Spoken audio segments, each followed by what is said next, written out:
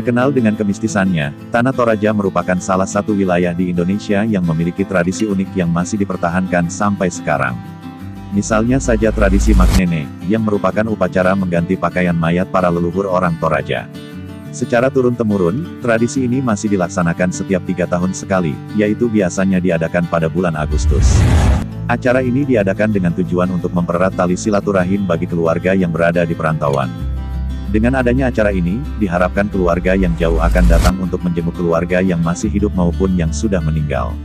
Terdengar agak seram, namun tradisi ini menjadi daya tarik tersendiri bagi wisatawan domestik maupun mancanegara. Selain itu masih banyak fakta-fakta unik lainnya yang ada di Tanah Toraja, nah kamu bisa simak video berikut ini. Tapi sebelum lanjut menonton video ini, jangan lupa tekan tombol like, subscribe dan aktifkan lonceng notifikasimu, supaya tidak ketinggalan info menarik lainnya. Number 1. Tanah Toraja terletak di daerah pegunungan, mayoritas penduduknya bertani kopi dan merupakan komoditas unggulan. Salah satu kebanggaan Indonesia, kopi Toraja sudah menjadi primadona di luar negeri. Hal ini dikarenakan cita rasa kopi Toraja yang unik seperti kopi Arabica dan kopi Robusta, memiliki aroma herbal yang khas yang jarang ditemui pada kopi lainnya menjadikan kopi Toraja diburu oleh para pecinta kopi. Tahukah kamu sekitar 40% kopi di Jepang yang beredar merupakan kopi Toraja? Nice. Number 2. Kampung Lolai. Kampung Lolai terletak di Kabupaten Toraja Utara dengan ketinggian 1300 mdpl, dan mendapat julukan sebagai negeri di atas awan, karena Lolai mempunyai pemandangan awan yang sangat indah dan mempesona. Bagi kamu yang ingin menikmati sunrise di pagi hari, kamu bisa mendirikan tenda di sekitar kawasan. Atau kamu juga bisa menikmati sensasi berbeda dengan menginap di tongkonan yakni rumah khas Toraja yang dijadikan sebagai homestay oleh beberapa warga. Number 3. Kerbau termahal. Dalam penyelenggaraan upacara Rambu Solo, kerbau memiliki peran penting di dalamnya. Keluarga yang berduka biasanya berkurban beberapa kerbau untuk disembelih kemudian dibagikan kepada warga. Kerbau yang dicari bukan sekedar kerbau biasa, karena semakin langka dan mahal kerbau tersebut bisa menunjukkan bahwa semakin tingginya strata sosial orang yang akan dimakamkan. Harga termahal kerbau di Tanah Toraja bisa mencapai 1 miliar lebih tergantung jenis kelangkaan kerbau. Secara fisik kerbau-kerbau yang langka itu bisa kita lihat dari bentuk dan warna tanduknya, kemudian kombinasi warna kulitnya antara putih dan hitam. Number 4. Tradisi pemakaman Rambu Solo. Rambu Solo merupakan prosesi pemakaman masyarakat Tanah Toraja yang terkenal rumit, namun tradisi ini masih dipertahankan oleh masyarakat Toraja hingga saat ini. Rambu Solo memiliki banyak tahapan yang harus dilewati sebelum akhirnya jenazah dibawa ke tebing batu untuk dimakamkan. Salah satu syarat menyelenggarakan Rambu Solo ini adalah bagi keluarga yang ditinggalkan harus berkurban hewan, yakni babi dan kerbau.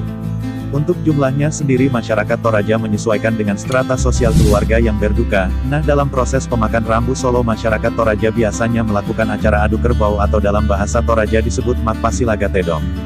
Semakin tinggi strata keluarga yang berduka maka semakin banyak juga hewan yang harus dikurbankan. Misalnya saja keluarga dari strata menengah, maka mereka harus berkurban sebanyak 8-10 ekor kerbau ditambah babi kurang lebih 30 ekor, dan untuk keluarga dari kalangan bangsawan bisa berkurban kerbau sejumlah 25-150 ekor kerbau. Selain hewan kurban, mahalnya biaya upacara ini juga berasal dari peti jenazah yang dihiasi pernak-pernik emas dan perak. Jenazah yang akan dimakamkan di kubur batu atau biasa disebut dengan liang tidak kalah memakan biaya. Proses pembuatan lubang untuk pemakaman di batu harus dipahat terlebih dahulu selama berbulan-bulan dengan biaya yang tidak murah, yaitu puluhan juta rupiah tergantung besarnya lubang batu yang akan dibuat. Number 5. Tongkonan. Tongkonan merupakan tempat akar silsilah rumpun keluarga orang Toraja. Dari tongkonanlah orang Toraja mengetahui anggota keluarga mereka secara turun-temurun, dari generasi ke generasi. Tongkonan juga merupakan pusat kehidupan sosial masyarakat Toraja. Dan ritual yang berhubungan dengan rumah adat ini sangatlah penting dalam kehidupan spiritual. Kata tongkonan berasal dari kata tongkon, yang berarti duduk dan berkumpul. Rumah tongkonan itu ditempati untuk duduk mendengarkan serta tempat untuk membicarakan dan menyelesaikan segala permasalahan penting yang terjadi di dalam anggota keluarga. Seni arsitektur yang masih tradisional ini menurut tradisi lisan, masyarakat Toraja meyakini bahwa bentuk dari rumah tongkonan itu, dilatar belakangi awal datangnya leluhur orang Toraja dengan menggunakan perahu, sehingga orang Toraja membuat rumah berbentuk perahu, bentuk ujung atap di depan dan belakang menjulang ke atas. Dinding tongkonan dihiasi dengan berbagai macam ukiran yang mengandung arti dan nilai-nilai kehidupan yang berhubungan erat dengan falsafah hidup orang Toraja. Ukiran Toraja, umumnya berupa nasihat-nasihat yang berisi pesan agar masyarakat menjalani hidup dengan baik dan benar, selalu bekerja keras, saling menghargai serta senantiasa membina persatuan dan kekeluargaan serta takwa kepada Tuhan Yang Maha Esa. Rumah adat khas Toraja, selain berfungsi sebagai tempat tinggal, juga mempunyai fungsi dan peranan yang sangat penting dalam tatanan kehidupan masyarakat Toraja. Bangunan tongkonan dengan atap berbentuk perahu, dianggap sebagai pusaka warisan dan hak milik turun-temurun dari orang yang pertama kali membangun tongkonan tersebut. Terima kasih telah menonton video ini, jangan lupa like, comment, share dan subscribe-nya.